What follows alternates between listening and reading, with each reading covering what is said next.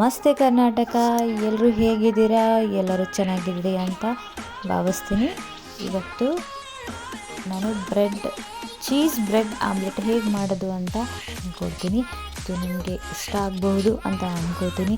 ಇಷ್ಟ ಆದರೆ please like ಮಾಡಿ, ಶೇರ್ ಮಾಡಿ, ಕಮೆಂಟ್ ಮಾಡಿ.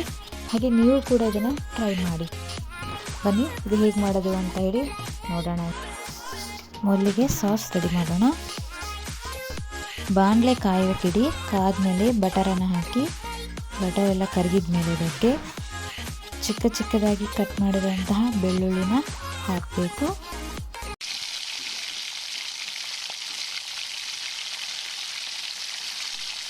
ಅದು ಸ್ವಲ್ಪ ಕಂದು ಬಣ್ಣ ಬರೋವರೆಗೂ ಹುರಿಬೇಕಾಗುತ್ತೆ. ನಂತರ ಚಿಕ್ಕದಾಗಿ ಕಟ್ ಮಾಡಿರುವಂತಹ ಕ್ಯಾಪ್ಸಿಕಮ್ನ ಹಾಕ್ತಾಯಿದ್ದೀನಿ. ತುಂಬ ಏನು ಬೇಯಿಸಬಾರ್ದು ಇದನ್ನು, ಇನ್ನೂ ಅದು ಕರುಮ್ ಅಂತಲೇ ಅನಿಸ್ತಾ ಇರಬೇಕು. ಇದಕ್ಕೆ ಈಗ ನಾನು ಸ್ವಲ್ಪ ಅರಿಶಿನ ಹಾಕ್ತಾಯಿದ್ದೀನಿ, ಉಪ್ಪು,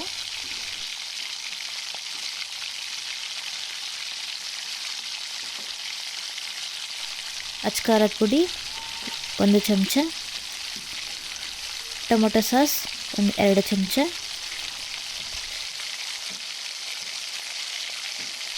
ಸೋಯಾ ಸಾಸ್ 2 ಚಮಚ,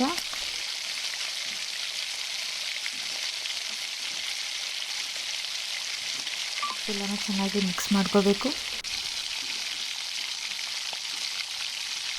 ಸ್ವಲ್ಪ ಈರುಳ್ಳಿ,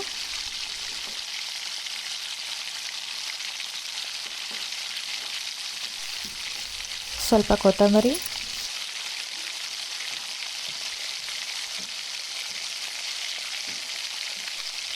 ಇದಕ್ಕೆ ಸ್ವಲ್ಪ ನೀರು ಹಾಕಿ ಚೆನ್ನಾಗಿ ಕಲಸೋಣ ಅಂತ.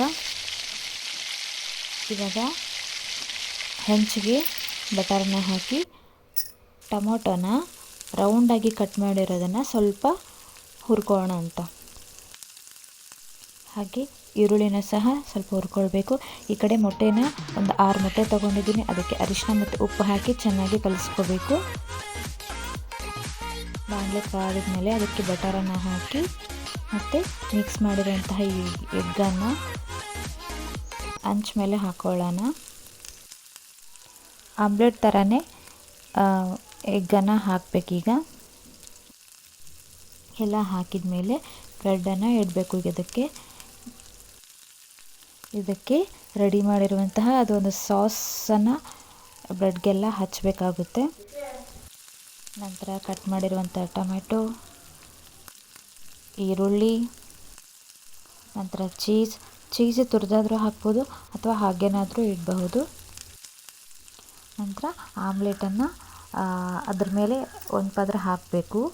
ನೋಡಿ ಅದನ್ನು ಯಾವ ರೀತಿ ಮಾಡ್ತಾಯಿದ್ದೀನಿ ಅಂತ ಗಮನಿಸಬಹುದು.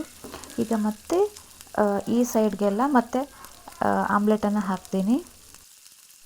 ಇದೇ ರೀತಿ ಮತ್ತೆ ಬ್ರೆಡ್ಡನ್ನು ಇಟ್ಟು ಸಾಸ್ ಹಚ್ಚಿ ಎಲ್ಲ ಚೀಸೆಲ್ಲ ಹಾಕಿ ಅದನ್ನು ಮತ್ತೆ ಒಂದು ಪದರ ಮಡಚಬೇಕು. ಇದೇ ರೀತಿ 3 ರಿಂದ 4 ಸತಿನಾದರೂ ಮಾಡಬಹುದು.